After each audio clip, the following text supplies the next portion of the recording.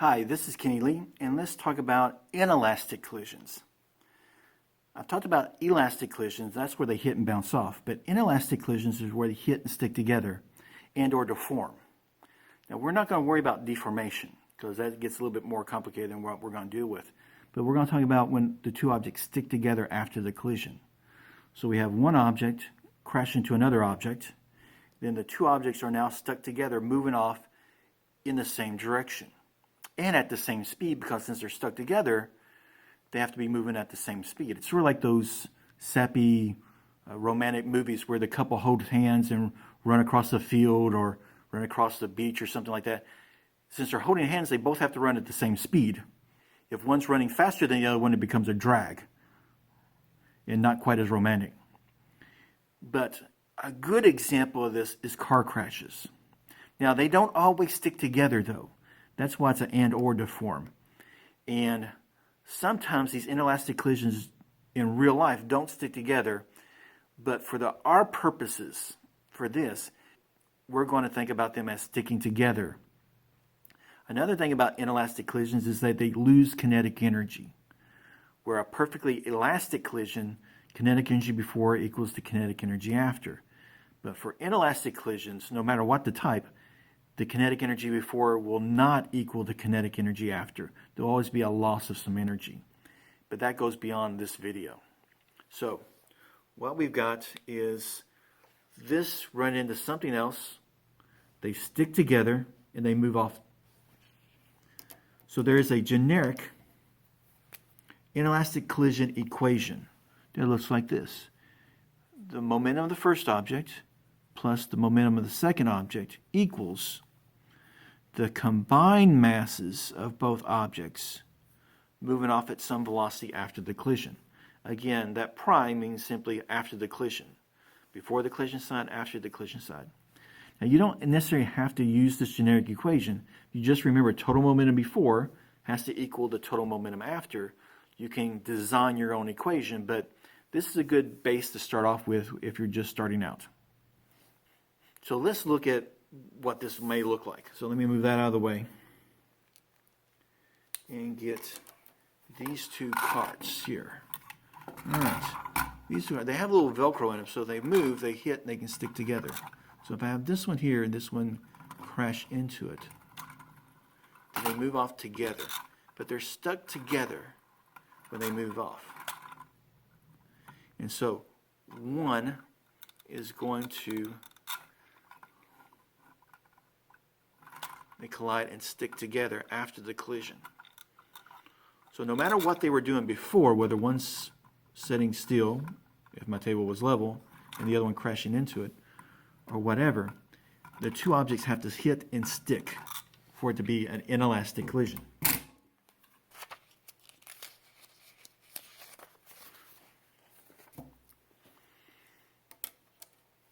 All right, we've got a 4 kilogram cart traveling to the right at 5 meters per second, collides with a 2 kilogram cart traveling to the right at 2 meters per second.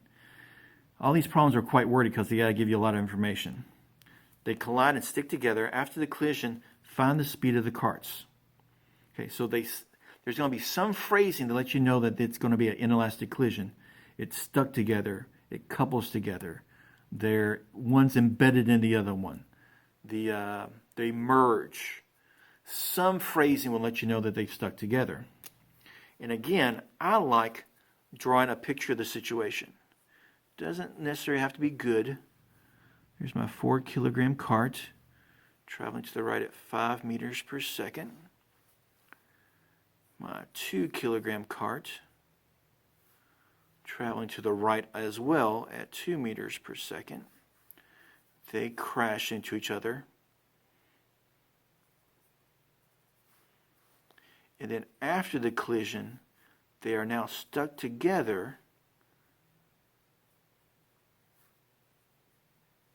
moving at some velocity after the collision that we don't know. But if you draw that situation out, it really helps you because you can just drop information into our standard equation. So we got m1 v1, momentum of the first object, plus m2 v2, the momentum of the second object, equals the combined masses moving off at some velocity. So we can just drop things in. Since everything seems to be moving in the same direction, we don't have to worry about negative signs. Because remember, momentum is a vector. Direction matters. So if one's going to the right, if something's going to the left, we have to make that negative. Because traditionally, right's positive, left's negative. But in this case, we don't have to worry about it because everything's going the same direction, no matter which way it's going. So we got 4 times 5 plus 2 times 2 equals 4 plus 2 v prime. And then we just start doing the math on this one. So let's bring this in.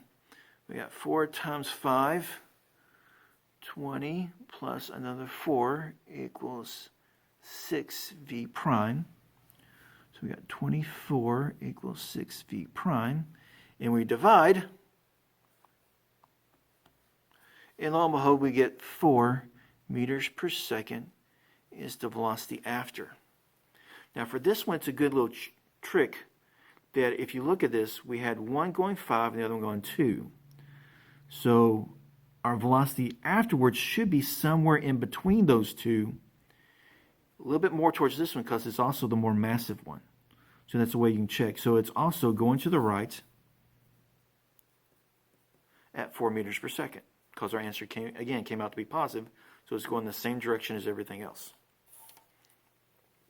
Let's look at one where we're not actually finding the velocity of the object. So in this case, we got a 6 kilogram object traveling at 8 meters per second, collides and stick to another object going in the opposite direction at 4 meters per second. After they collide, they travel in the original direction of the 6 kilogram object, so that way. Now at a speed of 5 meters per second, what's the mass of the second object? So this time we're looking for mass. So again, we can set up our generic picture. 6 kilogram object traveling at 8 meters per second. We have unknown mass traveling the opposite direction. So this one's traveling left at 4 meters per second. They collide. And then they stick together. 6 kilograms and, M2, we don't know what that is. But they're moving at 5 meters per second in the same direction, so that would be to the right at 5 meters per second. So we're looking for M2. All right, so this is one that generic equation could really come in handy because we got M1 V1 plus M2 V2. Sound effects are equal sign. M1 plus M2 V prime. And now let's plug in the numbers we know.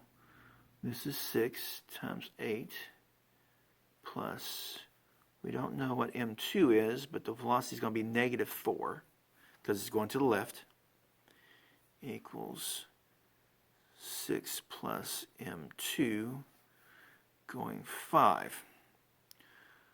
So 6 times 8, 48. So 48 equals, well actually 48 minus 4m2 equals, let's go ahead and distribute this. 30 plus 5m2. Now let's combine like things. So I'm going to move this over here and move that over there. So I'll move this over here, that becomes negative, so that becomes 18. 48 minus 30. Move this over, that becomes positive, so it'll be 5m2 plus 4m2. That gives us 9m2. Divide, the mass of the second object had to be 2 kilograms. So that's where we can use a little bit of our math skills to figure out something else besides velocity.